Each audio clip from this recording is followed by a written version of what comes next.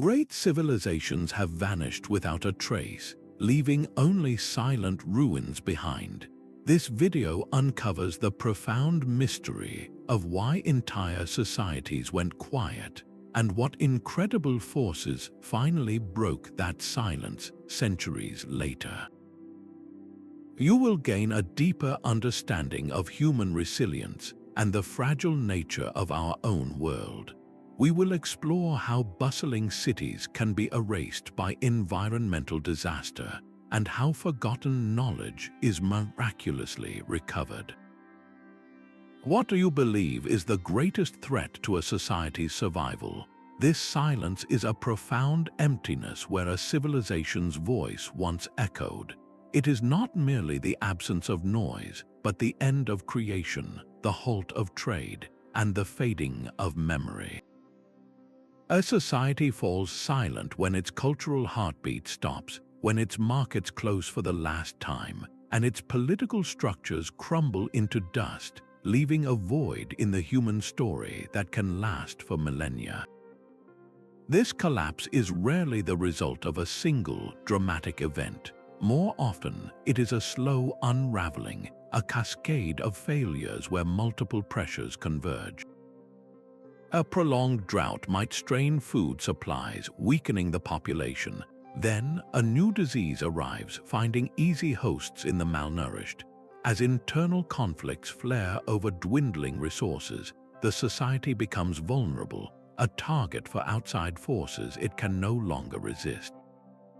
The final blow could be an invasion, but the true causes are woven into a complex tapestry of environmental strain, social breakdown, and sheer misfortune. This interconnected failure is what makes the silence so absolute.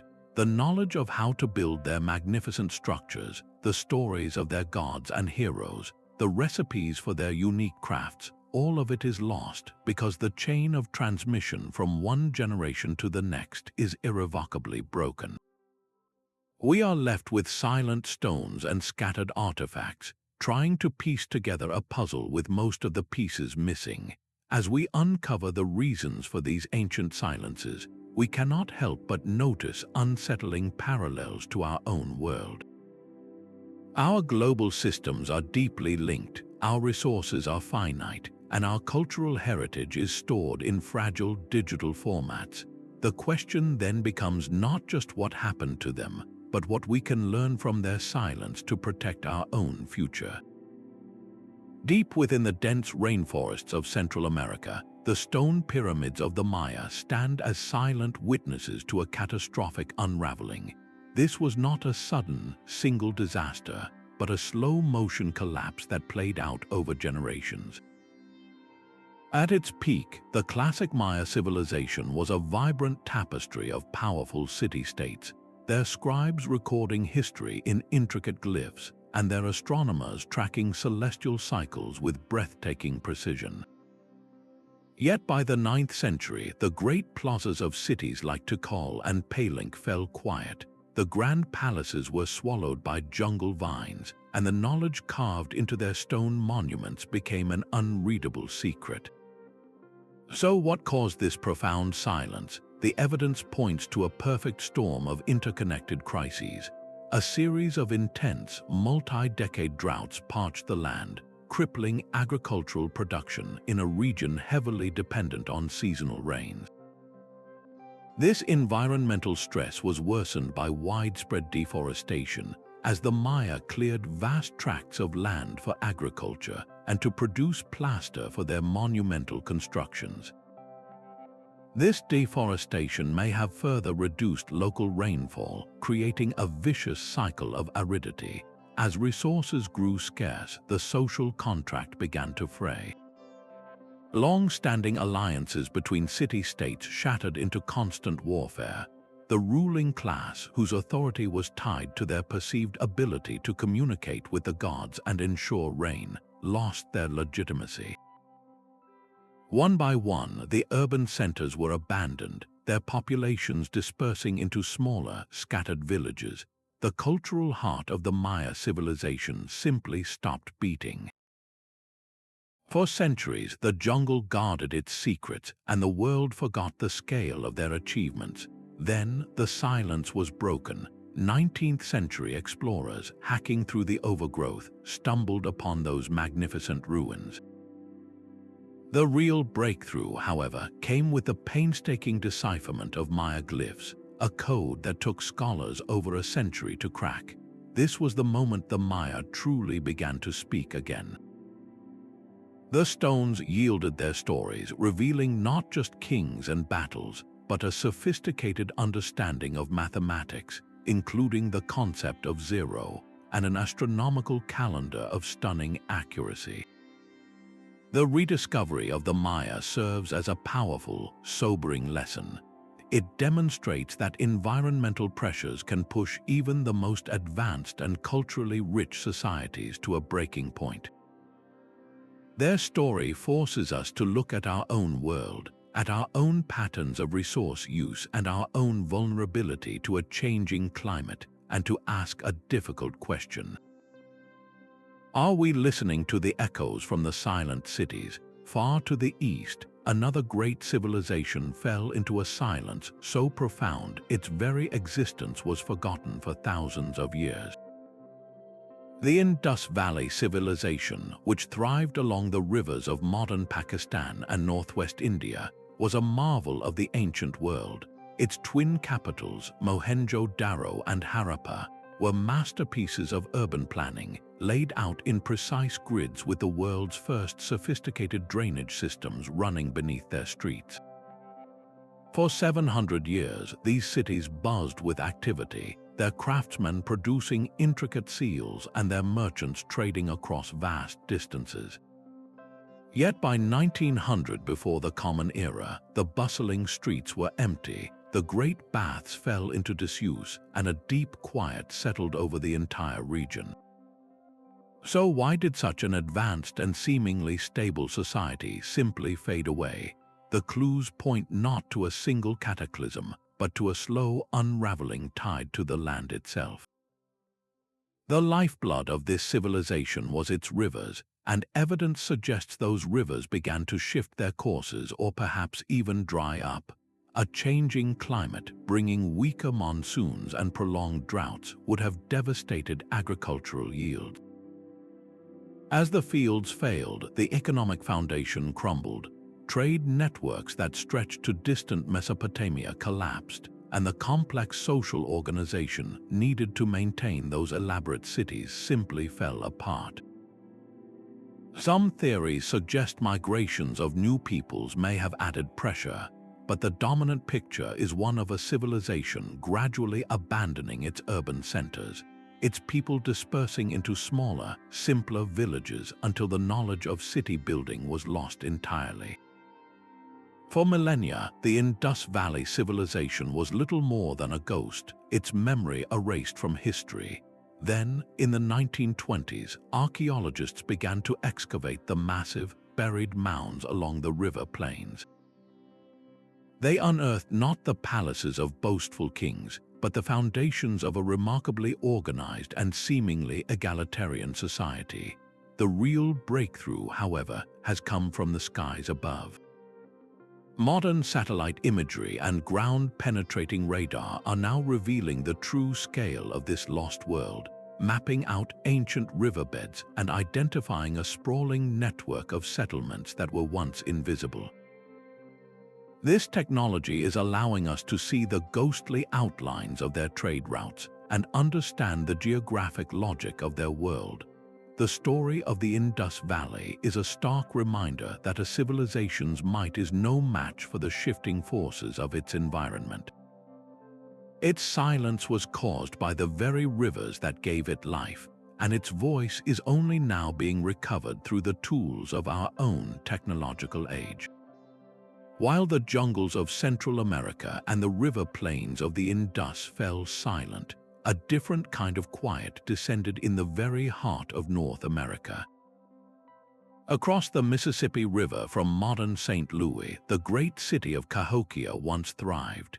At its zenith around the year 1050, it was a bustling metropolis, the largest city north of Mexico, home to perhaps 20,000 people.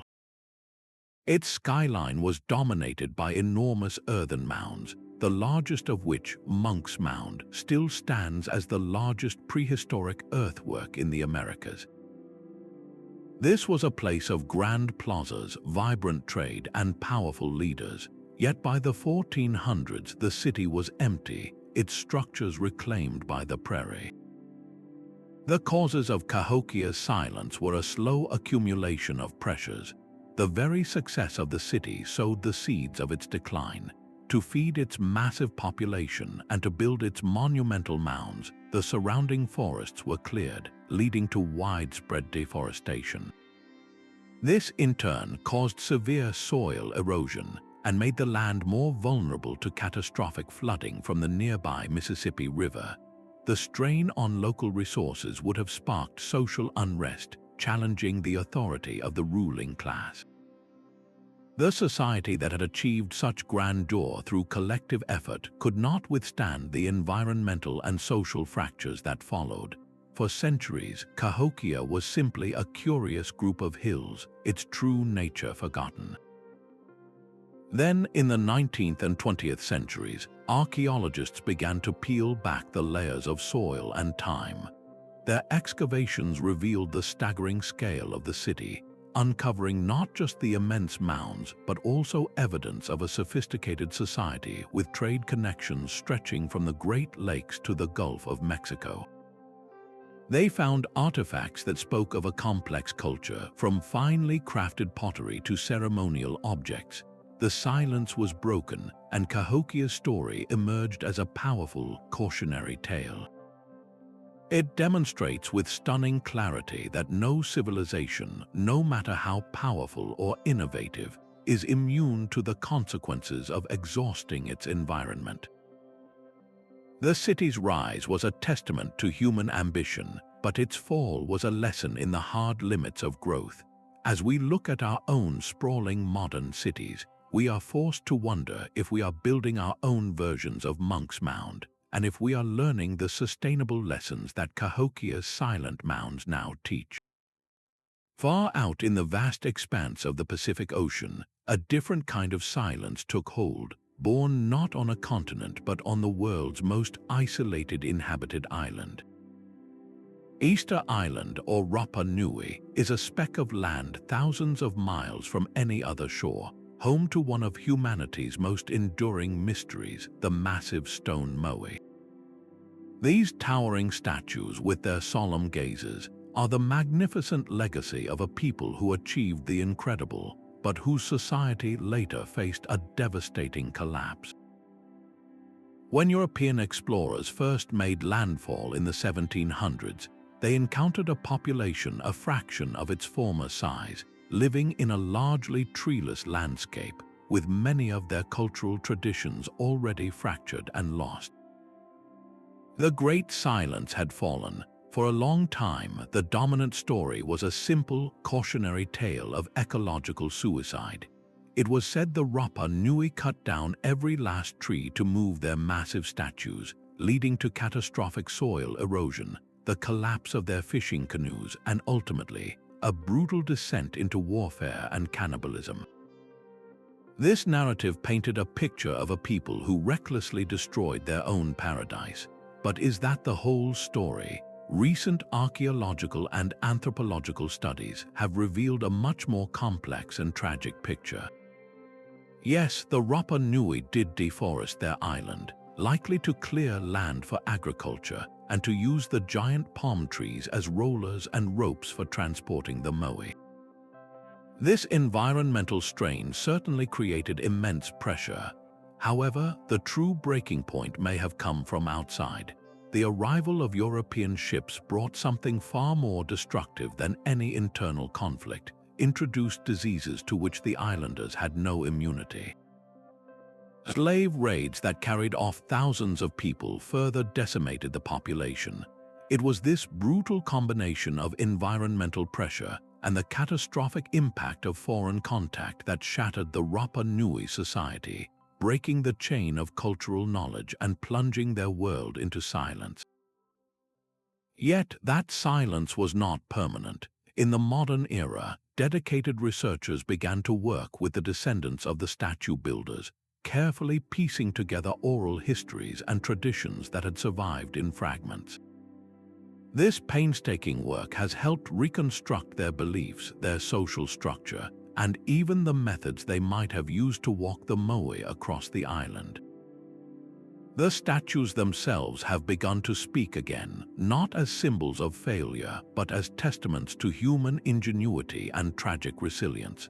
The story of the Rapa Nui is a profound lesson in the dangers of isolation and the fragility of knowledge.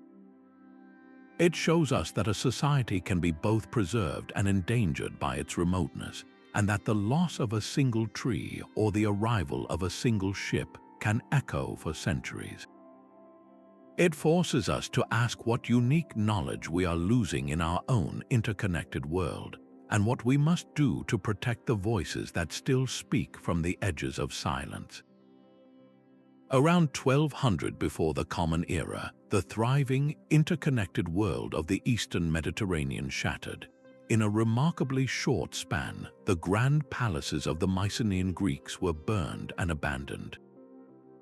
The mighty Hittite Empire in Anatolia vanished from history. Prosperous city-states from Troy to Gaza were destroyed, their ruins left to the elements.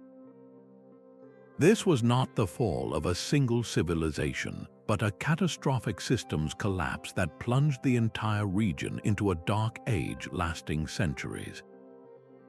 The vibrant networks of trade and communication that had linked these advanced Bronze Age societies were severed, and a profound silence fell.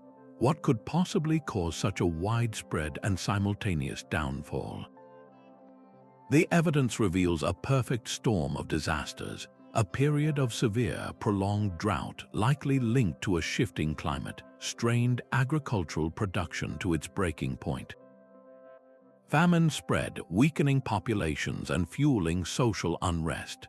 From this turmoil emerged mysterious seafaring raiders known to the Egyptians as the Sea Peoples, whose relentless attacks crippled coastal cities and shattered vital maritime trade routes. This external pressure collided with internal decay, as rebellions and political infighting fractured kingdoms from within. The centralized, palace-based economies that define the Bronze Age could not withstand this multi-front assault. The knowledge of writing, a technology reserved for elite scribes and administrators, was largely lost. The art of fine pottery and metalworking regressed. The world became poorer, smaller, and far more isolated. For generations, this period was a historical void, a blank space between the glories of the Bronze Age and the rise of classical Greece. Then the silence began to break. In the 1980s, a chance discovery off the coast of Turkey revealed the Uluburun shipwreck, a merchant vessel from the twilight of the Bronze Age. Its cargo was a time capsule of a globalized world containing copper from Cyprus, tin from Central Asia, amber from the Baltic, and ebony from Africa. Here was tangible proof of the vast, complex trade web that once bound these civilizations together. Another key came from the decipherment of Linear B, the script of the Mycenaean palaces. When this code was cracked, the clay tablets did not speak of gods and heroes, but of mundane economic records, inventories of spices, chariot wheels, and textiles.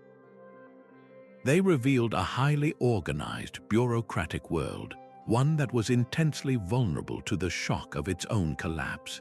The lesson of the Bronze Age is a stark one for our modern, globalized era. Their world, like ours, was built on deep interdependence, on the steady flow of goods and information across great distances. When multiple crises converged, that system unraveled with breathtaking speed. Their story forces us to confront a difficult truth. How resilient are our own intricate networks, and what would remain of our world if the storm ever hit? The same Earth that gives life can also take it away with terrifying speed. Environmental catastrophes have served as history's ultimate silencers, with volcanic eruptions, megadroughts, and earthquakes possessing the raw power to erase civilizations in a geological instant. These are not slow declines but sudden, brutal blows that shatter societies already balancing on a knife's edge. Consider the magnificent Minoan civilization on the island of Crete. Their vibrant culture, with its elaborate palaces and stunning frescoes, was likely dealt a crippling blow around 1600 before the Common Era by the colossal eruption of the Thera volcano. This was not a single event but a cascade of destruction. The initial explosion would have been heard across the ancient world, followed by a tsunami of unimaginable force crashing into the northern coast of Crete, obliterating its vital ports and fleet. Then came the volcanic ash, blanketing the island, smothering farmland, and plunging the region into a volcanic winter that disrupted weather patterns for years. Agriculture failed, trade routes were severed, and the sophisticated economy that supported the Minoan palaces collapsed. This environmental shock, arriving at a time when the civilization may have already been facing internal pressures, was simply too much to withstand. The Minoan voice, one of the first great cultural forces in Europe, was dramatically muffled, leaving a power vacuum that others would soon fill. For centuries, this was just a myth, a story of a lost Atlantis.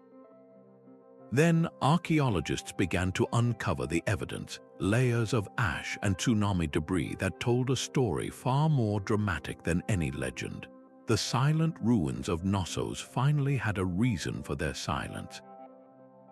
This pattern repeats across the globe. A prolonged megadrought can turn a fertile river valley into a dust bowl, forcing a population to disperse. A massive earthquake can level a city built on a fault line, its intricate infrastructure reduced to rubble in minutes. These disasters compound existing social stresses, pushing a society past its breaking point. The historical impact of these events is a stark warning written in stone and soil. As our own world faces increasing climate volatility, with rising sea levels and more frequent extreme weather events, the silent fate of cultures like the Minoans urges us to listen. Their story asks us a pressing question: are we building societies resilient enough to withstand nature's next unpredictable and undoubtedly powerful strike? A civilization's economy is its lifeblood, and when the arteries of trade are severed, the entire body can grow weak and die. The prosperity of ancient societies was not built on isolation, but on vast, intricate networks that moved more than just luxury goods. They carried essential resources, new ideas, and the very stability that allowed cities to flourish. The Roman Empire offers a stark lesson in this kind of slow, systemic failure. For centuries, the Mediterranean was a Roman lake, with grain ships from Egypt feeding the million inhabitants of Rome and Spanish silver, minting the coins that paid its legions. But as political instability and corruption weakened the empire from within, its frontiers became vulnerable. Barbarian incursions and piracy began to disrupt the vital land and sea routes that held everything together. The consequences were catastrophic, with trade choked off. Shortages of everything from British tin to Eastern spices caused prices to skyrocket. The government responded by debasing the currency, mixing less and less silver into their coins, which only fueled hyperinflation. A once unified economic space fractured into isolated, self-sufficient pockets. The great cities, which depended on this constant flow of goods, could no longer be sustained. One by one, they were abandoned, their populations scattering to the countryside in what historians call ruralization. The bustling forums fell silent, not with a bang, but with the slow, grinding halt of commerce. This pattern of economic silence repeated along the legendary Silk Road. For centuries, this network of routes was the internet of the ancient world, connecting China to the Mediterranean. Caravans carried silk, spices, and technologies, while ideas, religions, and even diseases traveled with them. The bustling oasis cities of Central Asia grew immensely wealthy from the tariffs and trade. But when the Mongol Empire collapsed and sea routes became dominant, the overland trails faded into obscurity. The sands of the Taklamakan Desert slowly buried cities like Dunhuang and Khotan, and their economic hum fell silent for half a millennium. That silence was broken not by armies but by curiosity. The travels of Marco Polo in the 13th century, though often doubted, sparked a renewed European fascination with the East. Centuries later, archaeologists following in his footsteps made breathtaking discoveries. They found buried libraries filled with manuscripts in a dozen languages, preserved by the dry desert air. They uncovered vivid frescoes depicting merchants from across the known world, and hordes of coins from distant mints. These artifacts were the recovered voice of a globalized economy, testifying to the incredible wealth and cultural fusion that once flowed along those dusty paths. The lesson these silent trade routes teach us is as urgent today as it was 2,000 years ago. Our modern world is built on a level of economic interdependence that would have stunned the Romans. A disruption in one part of the globe can trigger shortages and inflation thousands of miles away. The fate of these ancient civilizations forces us to ask a difficult question about our own intricate systems. How resilient are the networks that feed and power our world, and what whispers would be left behind if they were to ever fall silent? Even the most magnificent structures cannot stand when the foundations of society crack from within. The Western Roman Empire presents a textbook case of a civilization undone by its own internal rot. For centuries, its legions had secured the frontiers and its laws had brought order, but that framework slowly crumbled under the weight of political infighting and bureaucratic decay. A relentless cycle of emperors being assassinated by their own guards, rival generals waging civil war, and a corrupt administration that prioritized personal gain over public service bled the treasury dry and eroded all trust in central authority. The Roman state became a hollow shell, unable to effectively respond to external threats or manage its vast territories. The famous roads that once carried troops and trade so efficiently now carried only the news of another province lost, another city plundered. The silence did not arrive with a single sack of Rome, but with the gradual dimming of civic life as law and order dissolved into localism and fear. Far to the east, a similar story unfolded in the jungles of Southeast Asia. The Khmer Empire, with its breathtaking capital at Angkor, was a powerhouse of architectural and hydraulic genius. Its vast network of reservoirs and canals allowed it to support a huge population and build wonders like Angkor Wat. Yet this incredible achievement was also its potential weakness. The system required constant, coordinated maintenance by a strong, centralized government.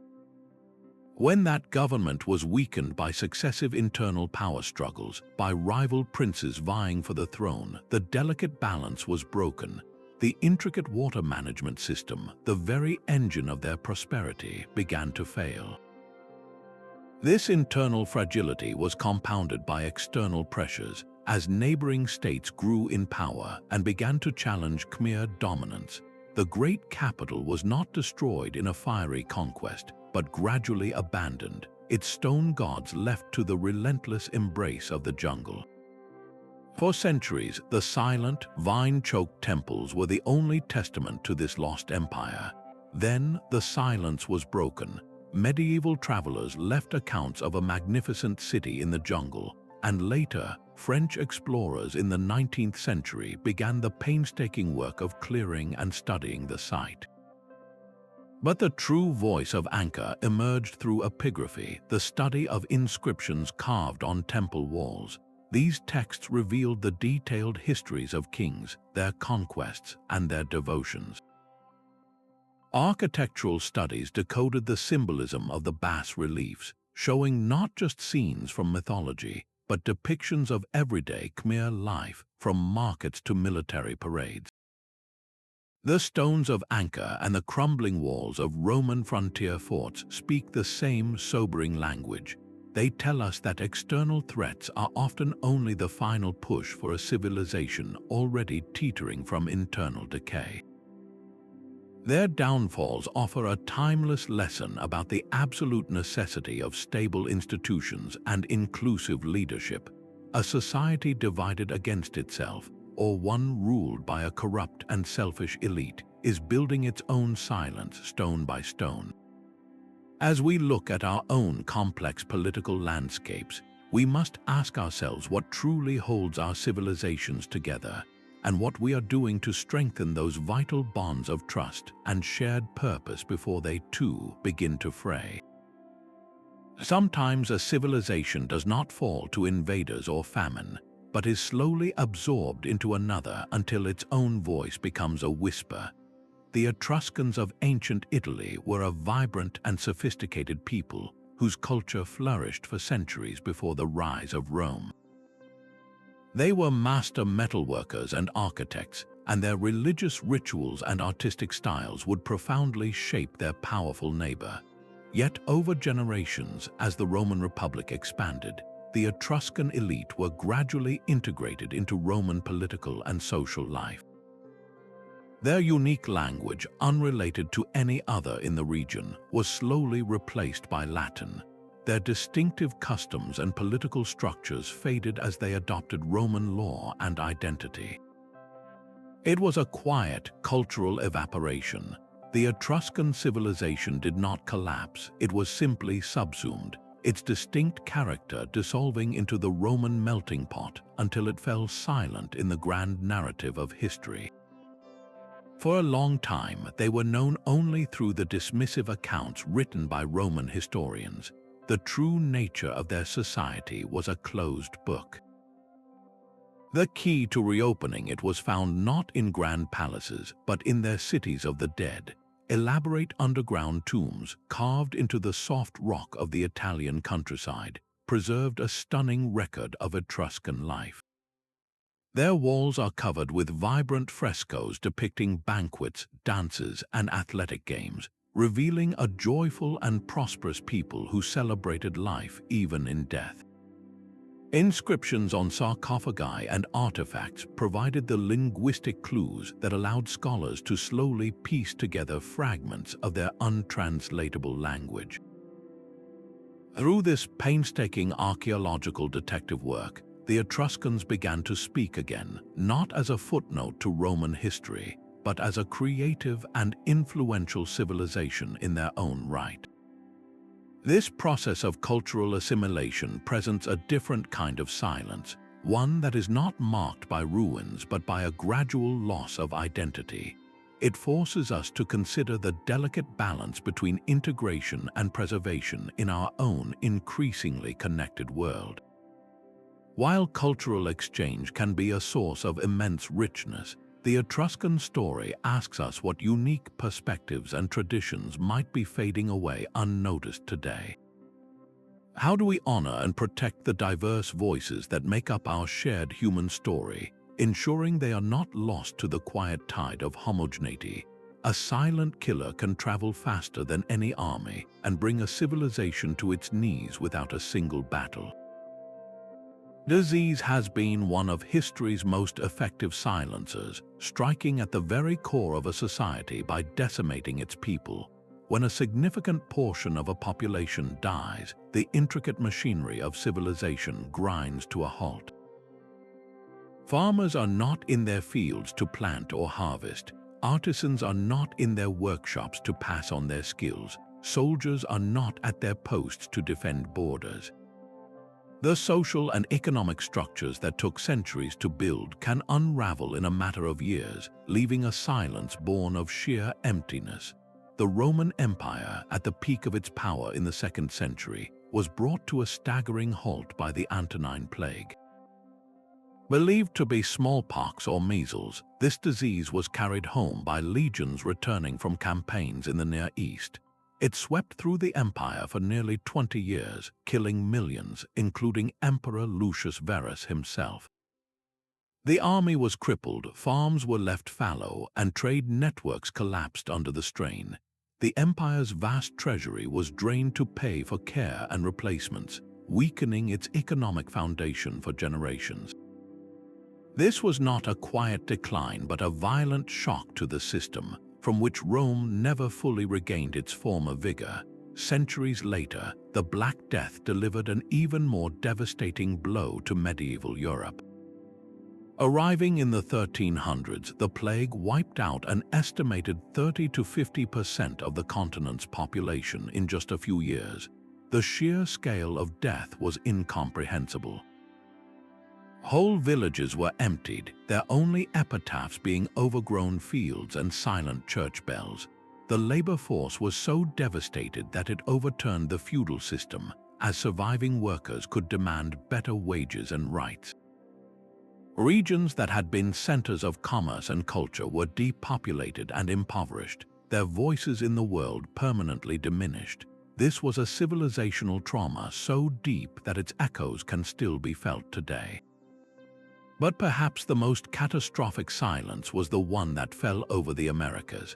When European explorers and colonists arrived, they brought with them a suite of diseases to which indigenous populations had no immunity. Smallpox, measles, and influenza became weapons far deadlier than any sword or gun. In some areas, up to 90% of the population perished. Vast, complex societies that Europeans never even had the chance to see were erased before they could be recorded. Cultures with rich oral traditions, unique knowledge of the land, and sophisticated social structures were suddenly and tragically silenced. The loss was so total that for centuries, the true scale of the Americas before contact remained a mystery. Yet that silence is now being broken. Genetic studies are tracing the movements and sizes of ancient populations, revealing the staggering scale of the loss.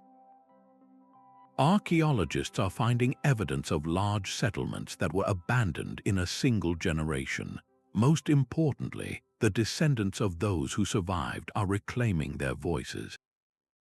Through painstaking work with elders, fragments of oral histories and languages are being recovered, piecing together a cultural memory that was almost lost forever. These historical pandemics are not just tragedies of the past, they are stark reminders of our shared vulnerability in an interconnected world. They teach us that a threat to public health anywhere is a threat to civilization everywhere, and that our greatest defense has always been and will always be cooperation. A civilization can forget how to save itself. The loss of a single technology, a forgotten recipe for mortar, or a discarded method of water management can set a society on a slow, irreversible slide into silence. This is the peril of technological stagnation and regression, a process where hard-won knowledge simply vanishes from the collective memory. After the Western Roman Empire fragmented, a profound technological dark age settled over Europe. The intricate system of roads fell into disrepair, their stone blocks quarried for simpler buildings. The knowledge of how to construct vast aqueducts and monumental arches was lost for centuries. Most critically, the widespread literacy that had been the backbone of Roman administration and law dramatically declined. The complex bureaucracy that managed an empire shrank to a few clerics who could read and write, their focus primarily on religious texts. The vibrant, interconnected world of the Romans gave way to isolated, self-sufficient manners. The grand, unifying projects were no longer possible, not because people were less intelligent, but because the accumulated knowledge of generations had evaporated. This silence was not broken by a sudden miracle, but by a slow reawakening. The Renaissance, sparked by a renewed fascination with classical texts preserved by Arab scholars and in remote monasteries, began to piece the old world back together. Architects studied the ruins of Rome to relearn the principles of their craft. Scholars pored over rediscovered manuscripts, recovering lost ideas about mathematics, astronomy, and governance. It was a centuries-long project of cultural and technological recovery. A similar pattern of lost knowledge echoes from the very cradle of civilization. In ancient Mesopotamia, the inventors of writing and the wheel had also mastered sophisticated irrigation to turn the desert green. Their network of canals fed the fields of the Fertile Crescent for millennia. But over time, a flaw in their technique emerged. Without adequate drainage, the constant evaporation of water left behind mineral salts that slowly poisoned the soil.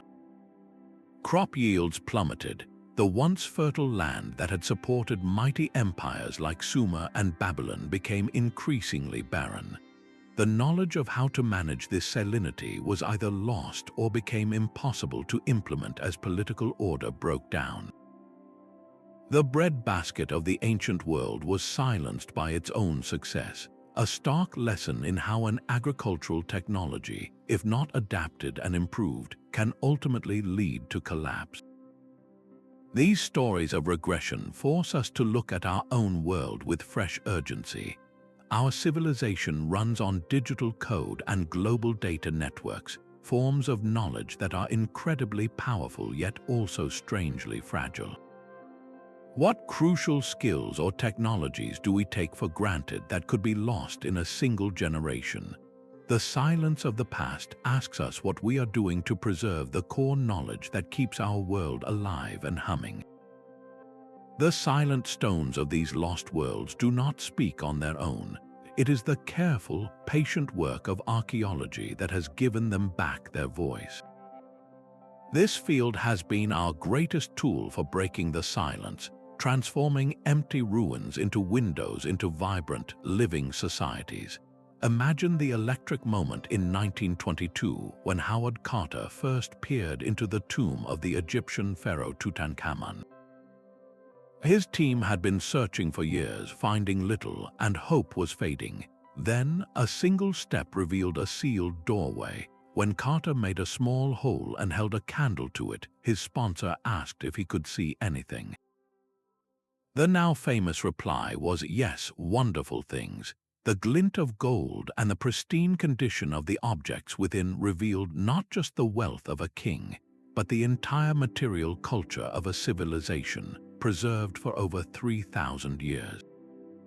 It was a time capsule of unimaginable richness, and it captured the global imagination, making the ancient Egyptians feel startlingly real and close. Similarly, the excavation of the Roman city of Pompeii, frozen in time by the eruption of Mount Vesuvius, did more than just uncover buildings. It revealed the ghostly shapes of its citizens, the bread still in their ovens, and the vibrant graffiti on their walls. These finds are not just artifacts, they are intimate conversations with the past, showing us the daily joys, fears, and routines of people not so different from ourselves. Today, the archaeologist's toolkit has expanded far beyond the trowel and brush. Modern technology allows us to see through the earth and beneath the jungle canopy without ever breaking ground. LiDAR, which uses laser pulses from aircraft, has been revolutionary. In Cambodia, it digitally stripped away the dense vegetation covering Angkor, revealing a sprawling metropolis far larger than anyone had dreamed, with an intricate grid of canals, roads, and suburbs. Ground-penetrating radar can map buried foundations and walls, telling us where to look and preserving fragile sites from destructive digging. These tools are letting us listen to the whispers of entire civilizations we did not even know were there. Ultimately, archaeology does more than just rewrite history books. It forges a profound, tangible connection across the centuries. To hold an object that was last touched by a human being 2,000 years ago is to feel the thread of our shared humanity. These discoveries remind us that the silent cities were once filled with people who loved, built, and wondered about their world, just as we do. They inspire a sense of wonder that the story of humanity is still being uncovered, piece by piece, and that every shard of pottery is a sentence in a story we are only just beginning to read. A forgotten language is the ultimate lock on a civilization's secrets. Without the key to decipher their words, we are left staring at beautiful but meaningless marks, hearing only the faintest echo of a voice that once was. That key was finally forged for ancient Egypt with the discovery of the Rosetta Stone. This single slab of black granodiorite, unearthed by French soldiers in 1799, held the same message inscribed in 3 different scripts: Greek, Demotic, and the mysterious hieroglyphs. For decades, scholars struggled to see the connection until Jean-François Champollion, a French linguist, made the critical leap. He realized that hieroglyphs were not just pictograms representing ideas, but a complex system that could also represent sounds, much like our own alphabet. The moment he matched the royal name Ptolemy from the Greek text to a specific set of hieroglyphic symbols, the entire system began to unravel. The silent tombs and obelisks of Egypt suddenly burst into speech, revealing millennia of history, poetry, and religious belief. Pharaohs were no longer just statues, they were individuals with triumphs and failures. The civilization was restored to the human story. A similar intellectual triumph broke the silence over the Mycenaean Greeks. For centuries, the only memory of their kings, like Agamemnon, came from the epic poems of Homer, stories thought to be pure myth.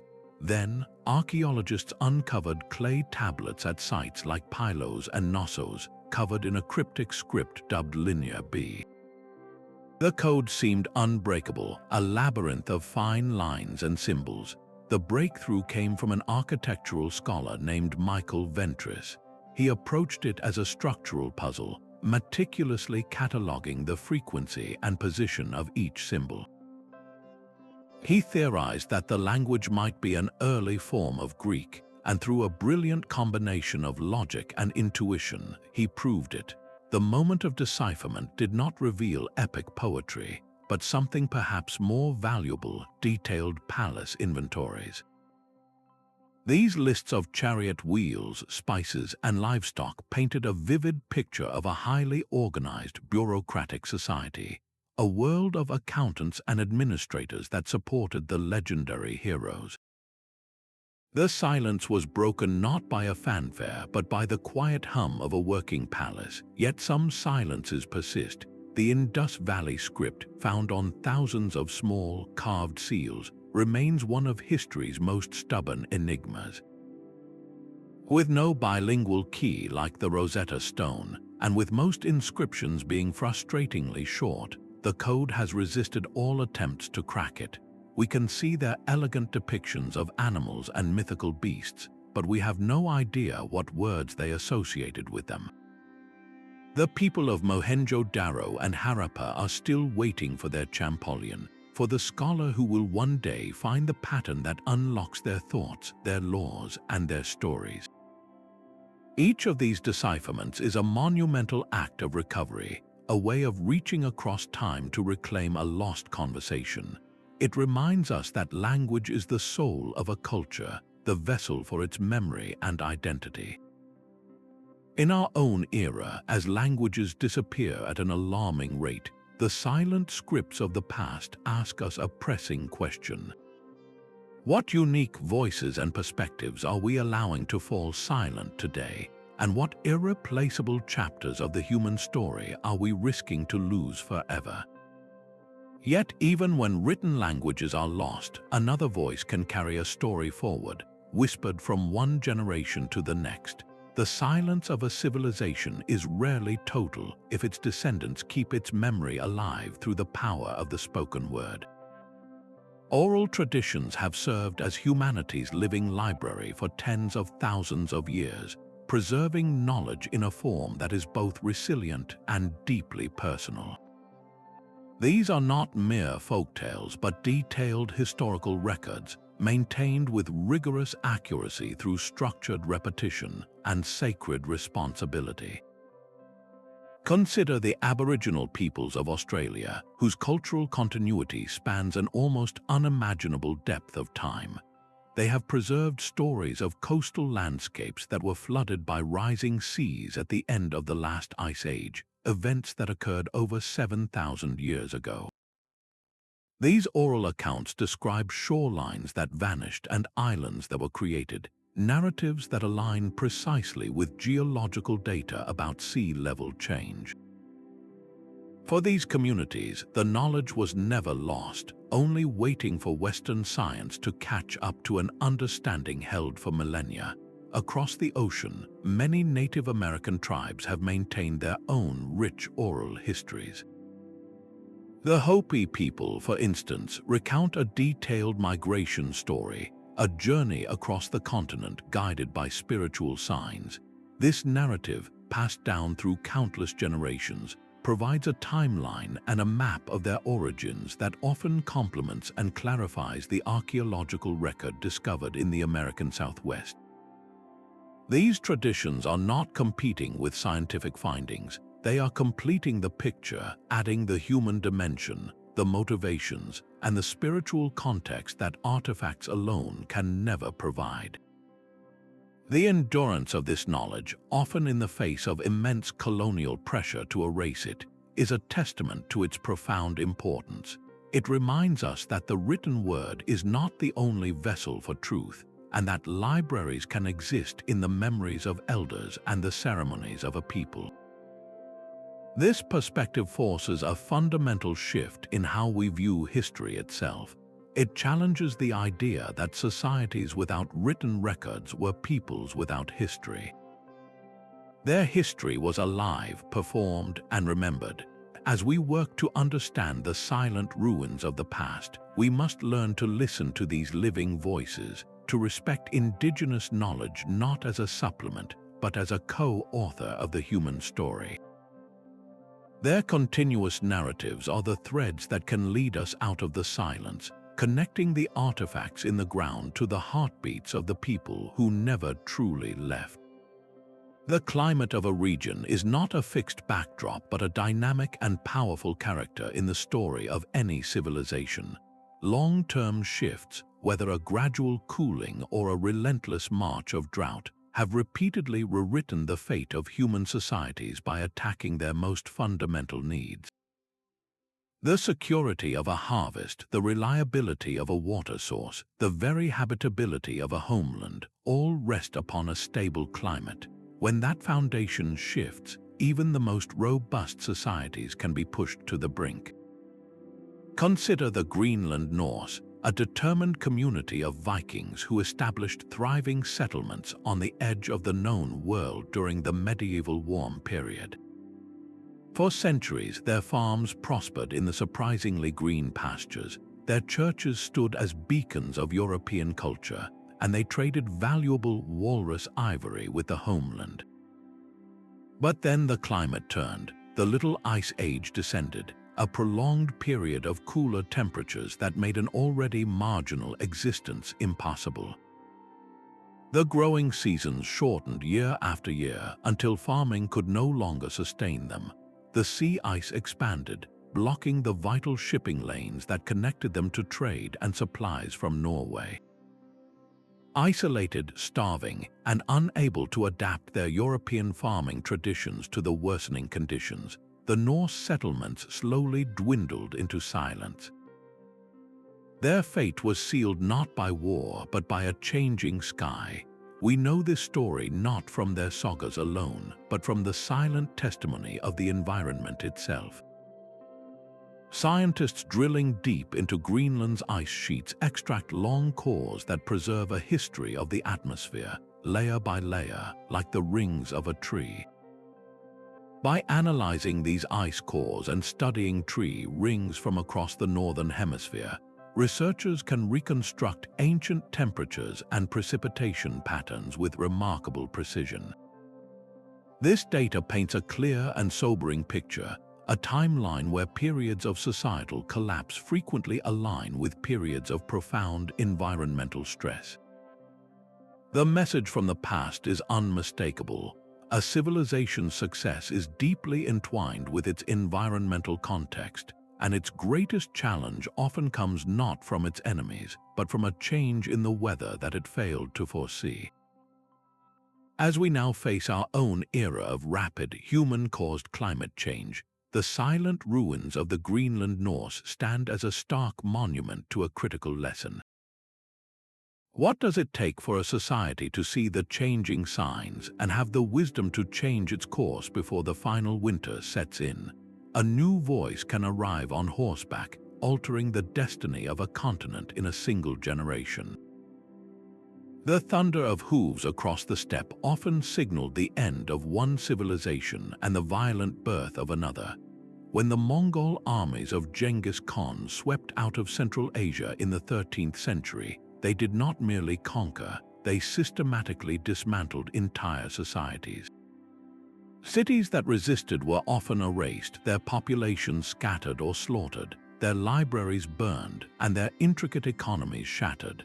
The Khwarezmian Empire in Persia, a center of Islamic learning and culture, was utterly destroyed, its voice silenced beneath the hoofbeats of the Mongol Tumans.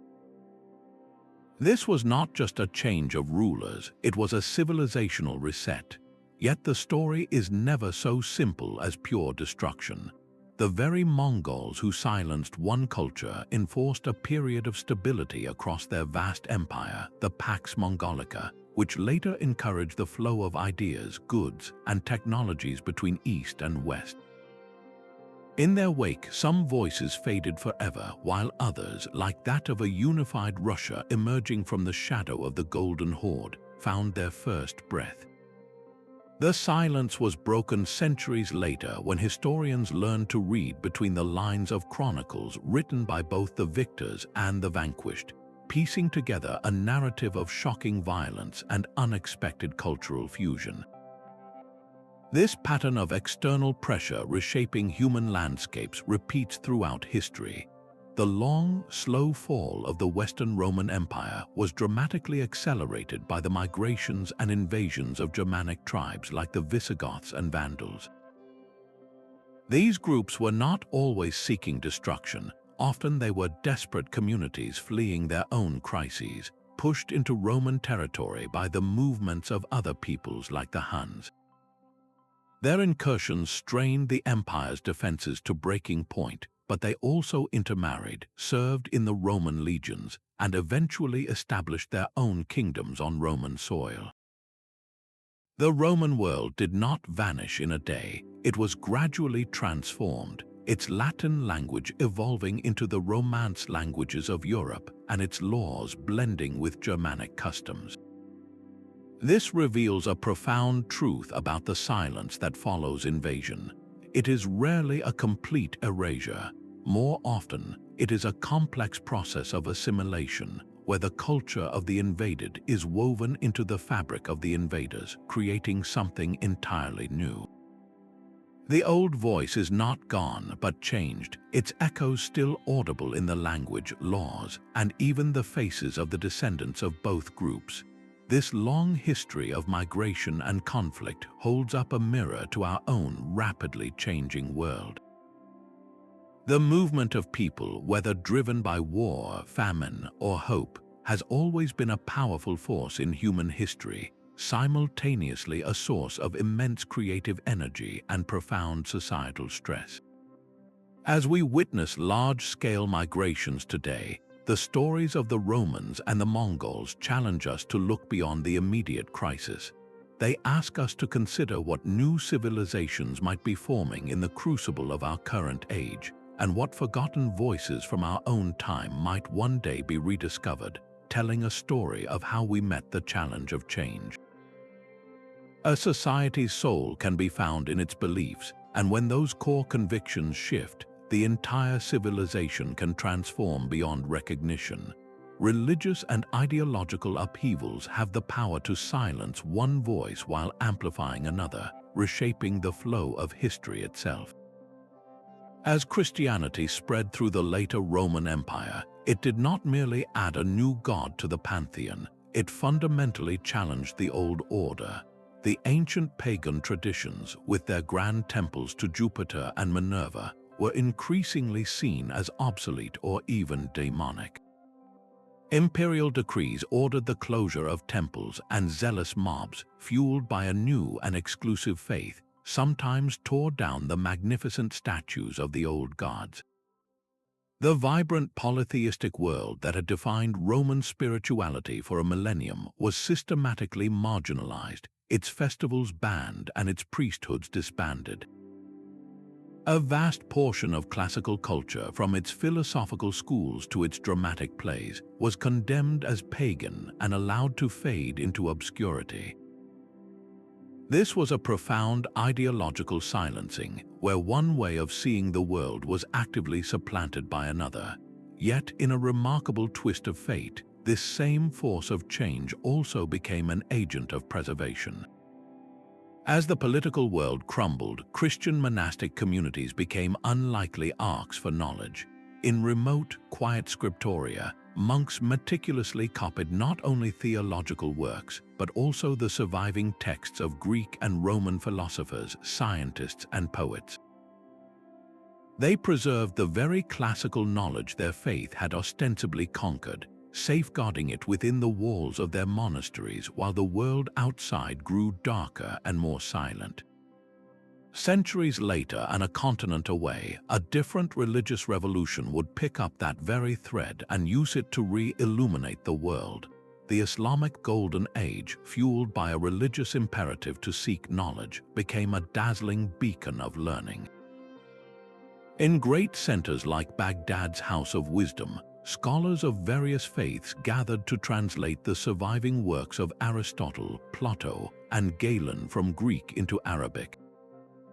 They did not just preserve these texts, they expanded upon them, making groundbreaking advances in algebra, optics, and medicine that Europe had forgotten.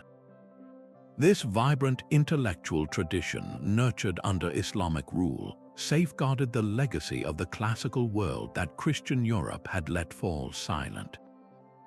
Then, centuries later, through trade and the reconquest of Spain, these texts began to filter back into Europe, translated from Arabic into Latin. The rediscovery of Aristotle's logic and Ptolemy's astronomy in the medieval universities sparked an intellectual firestorm, directly fueling the Renaissance and breaking the long silence of the European Dark Ages. This dynamic interplay shows us that belief is never a simple force for preservation or destruction. It is a current that can both bury a civilization under the sands of time and then, centuries later, miraculously unearth it. The same fervor that silenced the pagan world also built the libraries that saved its voice, and the same faith that was foreign to Europe became the vehicle for its reawakening. What ideological shifts are happening in our own time, and which voices are we, perhaps unintentionally, silencing for the future? A civilization can thrive in splendid isolation, only to have its story vanish when that very seclusion becomes a trap. Geographic remoteness often creates a double silence, first by making a society vulnerable to local disasters without hope of outside aid, and second by ensuring its existence remains unknown to the wider historical record. Consider the Norse voyages to a place they called Vinland, a verdant coast in North America. Around the year 1000, a small group of Vikings established a settlement there, becoming the first Europeans to attempt a foothold in the New World. Yet within a few years, their outpost was abandoned. The sagas tell of trade and then of escalating conflict with the indigenous peoples they called Skraelings, groups who vastly outnumbered them and were understandably unwelcoming to these strange newcomers. Isolated by a vast ocean from support in Greenland or Iceland, and facing relentless hostility, the Norse position became untenable. They packed their ships and left, and their brief American experiment faded into the realm of Scandinavian legend, dismissed by many as mere myth. For centuries, this chapter was a silent, unproven whisper. Then, in the 1960s, archaeologists uncovered the unmistakable remains of a Norse longhouse and a bronze cloak pin at Elance Ox Meadows in Newfoundland. The silent stones finally gave testimony, confirming the sagas were true history. The Vikings had been here, but their isolation had doomed their venture to be a forgotten prologue. This pattern of isolation leading to silence repeats across the world's oceans. The Pacific is dotted with islands whose settlers accomplished incredible feats of navigation to find them, only to then face the profound challenges of limited resources. On Pitcairn and Henderson Islands, archaeological evidence suggests that thriving Polynesian communities eventually died out or were forced to abandon their homes. Cut off from the vast trade networks that connected other Polynesian societies, a single environmental shock, like a drought that spoiled their freshwater lens, or the depletion of crucial food sources like birds or fish, could spell the end. With no neighboring islands to provide relief and no way to record their final days for outsiders, their civilizations simply winked out of existence, their stories lost until modern researchers pieced together the clues from their silent, abandoned villages. This deep history of remote societies holds a crucial lesson for our hyper-connected world. Isolation could once protect a culture from foreign diseases and outside conflict, but it also made it incredibly fragile, a single spark away from being snuffed out forever. Our modern global network, for all its vulnerabilities, also provides a resilience they never knew. It allows for the rapid sharing of resources, knowledge, and aid in a crisis. The silence of these lost outposts asks us to reflect on the true value of our connections. Are we nurturing the global ties that could one day save a culture from vanishing without a trace? Or are we building new kinds of walls that risk returning us to an age of lonely, fragile silences? A civilization's most profound stories are often told without a single written word. When languages fade and records crumble, art and architecture remain as stubborn, silent testimonies, waiting for the day someone learns to read their visual language. Take the great stone stelae of the Maya, towering monoliths covered in intricate glyphs and detailed carvings of rulers in full regalia. For centuries, these were just mysterious sculptures. But once scholars cracked the code of the glyphs, they realized the carvings were not just decoration, they were proclamations. A king standing on a captive was not a random scene, it was a political statement of power and victory. The grand, gravity-defying pyramids were not just tombs, they were symbolic mountains connecting the earthly and divine realms. Every choice, from the orientation of a building to the posture of a carved figure, was part of a rich, symbolic vocabulary. This is a language of power, faith, and identity carved in stone, a language that refused to be silenced forever. Across the globe, the majestic ruins of Great Zimbabwe presented a similar puzzle. When European colonists first encountered the vast, dry stone walls and conical tower, they refused to believe it was built by a local African civilization. They concocted theories about Phoenician traders or the Queen of Sheba, unable to accept the evidence before their eyes, but the architecture itself held the truth. The layout of the complex, with its separate areas for the king, the elite, and the common people, spoke of a highly stratified society. The discovery of artifacts like Chinese pottery and Arabian glass beads within the walls testified to a vast trade network. The very scale of the construction, requiring immense communal labor and sophisticated engineering, proclaimed the power of a kingdom that controlled the gold trade across the Indian Ocean. The stones of Great Zimbabwe, once their true builders were acknowledged, broke a centuries-long silence imposed by prejudice, restoring a powerful chapter to African history. Sometimes the artistic voice reaches back to a time before any civilization we would recognize. The cave paintings of Lascaux in France are a breathtaking example. Created over 17,000 years ago, these vivid depictions of bulls, horses, and stags were not mere decoration.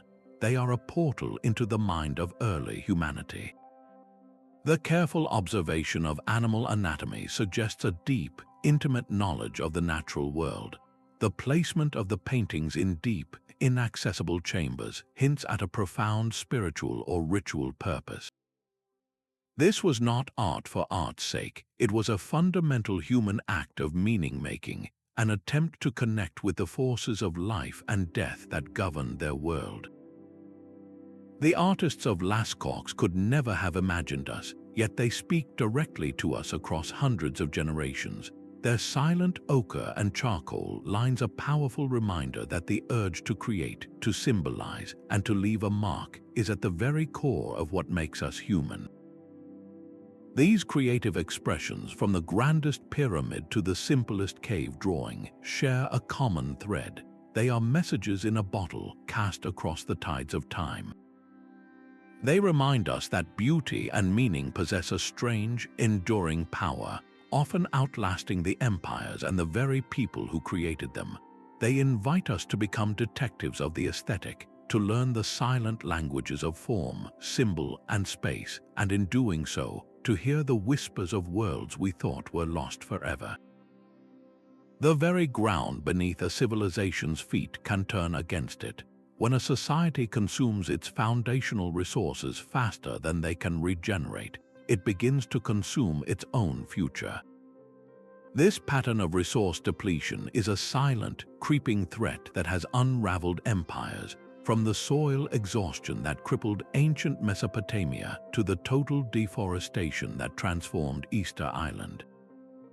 These were not sudden catastrophes, but slow-motion collapses where the daily act of survival gradually mined away the land's ability to support life. The concept is known as ecological carrying capacity. The maximum population an environment can sustain indefinitely. When a civilization exceeds this limit, it triggers a devastating downward spiral. First comes scarcity as fertile soil turns to dust or the last trees are felled. Then comes conflict as communities turn on each other for what little remains. Finally, there is abandonment as the land can no longer support a concentrated population and the people disperse, leaving their cities to the wind. The silence that follows is the sound of an ecosystem, and the society it supported pushed past its breaking point. Modern environmental archaeology allows us to see this process with startling clarity. By analyzing ancient pollen trapped in lake sediments, scientists can track the decline of forests and the rise of dust bowls. Core samples from riverbeds reveal layers of eroded soil, evidence of agricultural practices that strip the land of its protective cover. We can now read the land itself like a history book, and its chapters tell a consistent, sobering story. The Sumerians, for all their ingenuity in irrigation, inadvertently poisoned their fields with salt from evaporating water, turning the fertile crescent into a salted plain. The Maya, in their drive to build magnificent cities, cleared vast tracts of forest, likely altering local rainfall patterns and accelerating the droughts that doomed them. These were not foolish people. They were societies responding to immediate pressures, building for their present without a full understanding of the long-term consequences. The lesson for our own world is urgent and inescapable. We are currently testing the planetary boundaries of our global civilization in ways that echo these ancient failures, but on a vastly larger scale. Our consumption of freshwater, topsoil, and forests mirrors the patterns that led to past silences. The historical record offers us a profound choice. Will we learn from these echoes and pivot towards a model of balance, where consumption is matched by conservation and regeneration? Or will we add our own voice to the chorus of the silent, leaving behind a story written in depleted resources for some future archaeologist to puzzle over? A profound silence can last for centuries, but it is never truly permanent. The quiet is always waiting for a spark of curiosity to ignite a rediscovery. This is the renaissance of interest, a powerful force that has repeatedly broken the long silence of the past. The most famous example is, of course, the European Renaissance itself, a period where a renewed fascination with the classical world unearthed long-forgotten manuscripts and inspired artists and thinkers to look back in order to move forward. This was not a passive rediscovery, it was an active revival, a cultural movement that reached across the Dark Ages to clasp hands with the wisdom of Greece and Rome, pulling it back into the light. Centuries later, a similar wave of fascination swept across the 19th century. A growing global interest in antiquity, fueled by tales of explorers and the treasures they brought home, turned archaeology from a hobby for dilettantes into a formal science. National museums were founded, and expeditions were funded with the explicit goal of uncovering lost cities, from the Assyrian palaces of Mesopotamia to the temples of Egypt. This was a time when the silent stones of forgotten empires were given a platform, their stories suddenly in demand by a public eager to understand the roots of human history. In our own time, this renaissance has accelerated beyond anything previous generations could have imagined.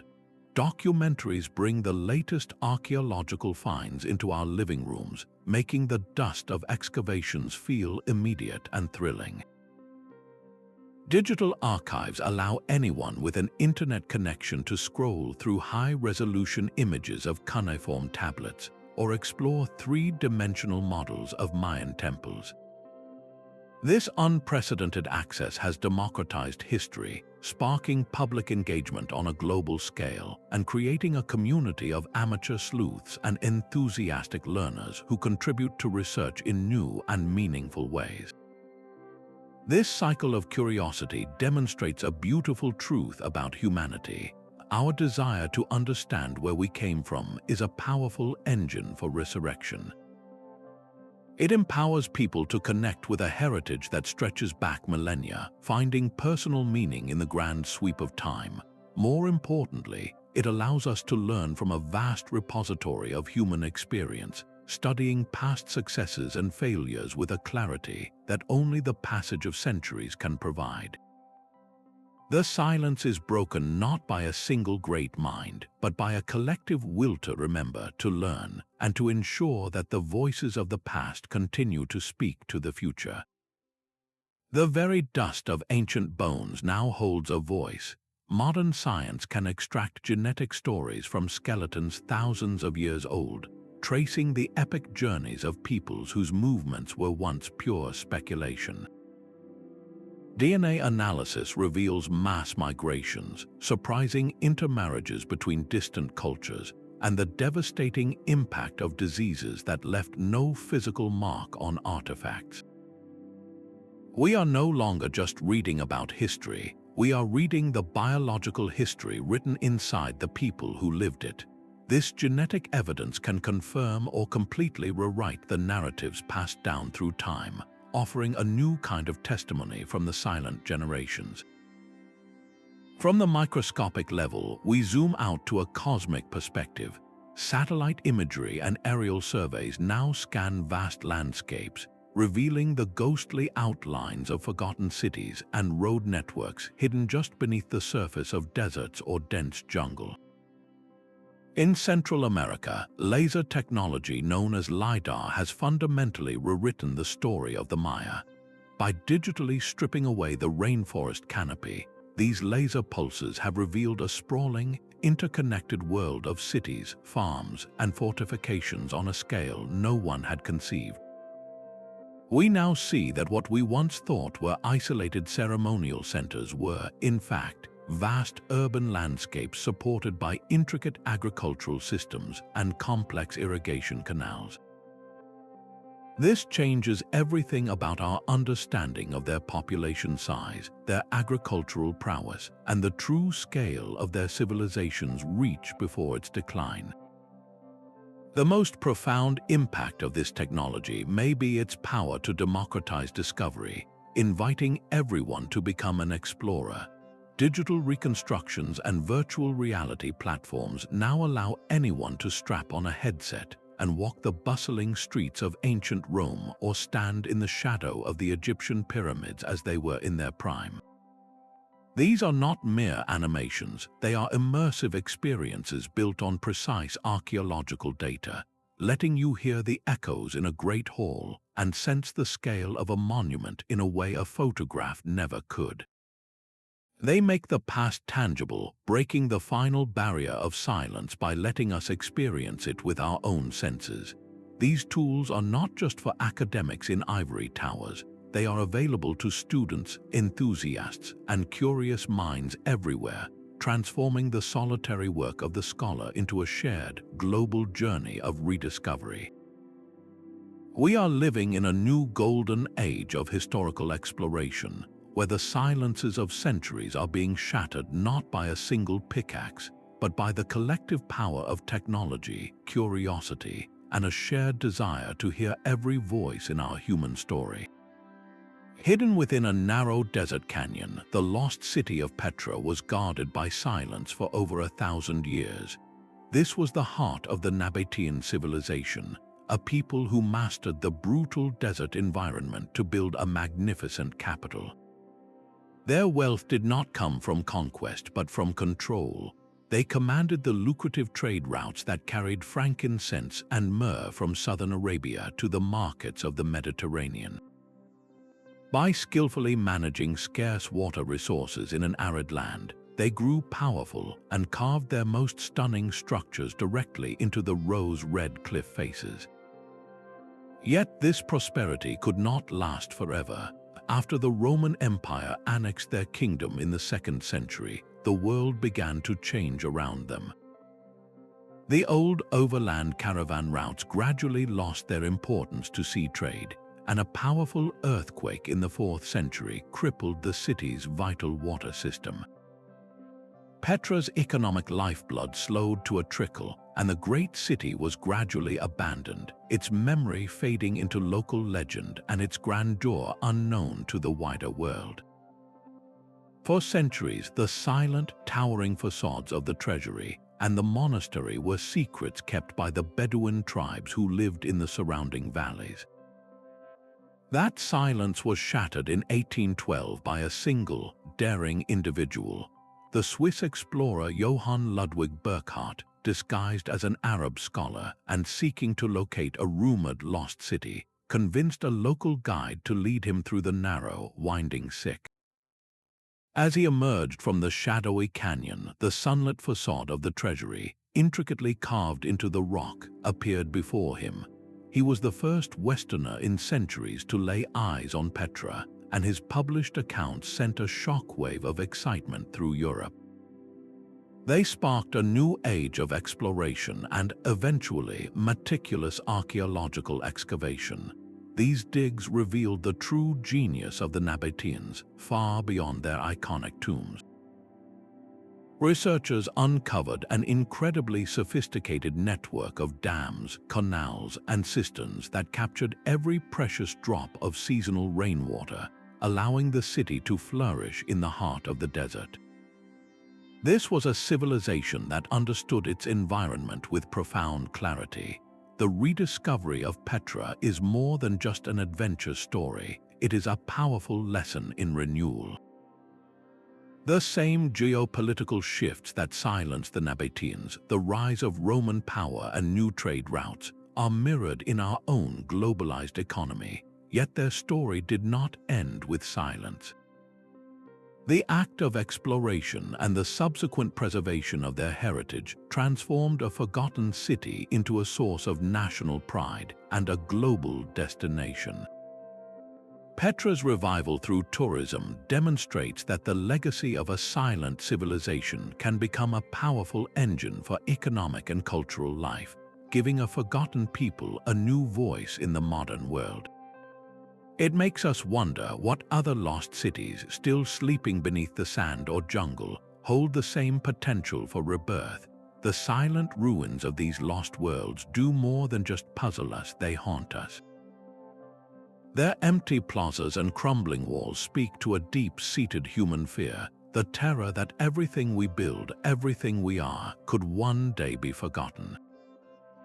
This is the specter of oblivion, the unsettling truth that even the grandest empires can be reclaimed by the jungle and the desert. Our fascination with these silences is not merely academic, it is profoundly personal.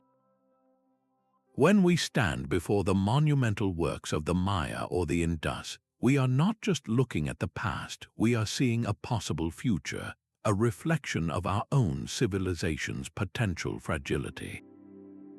This recognition sparks an existential anxiety, a pressing need to ask ourselves difficult questions.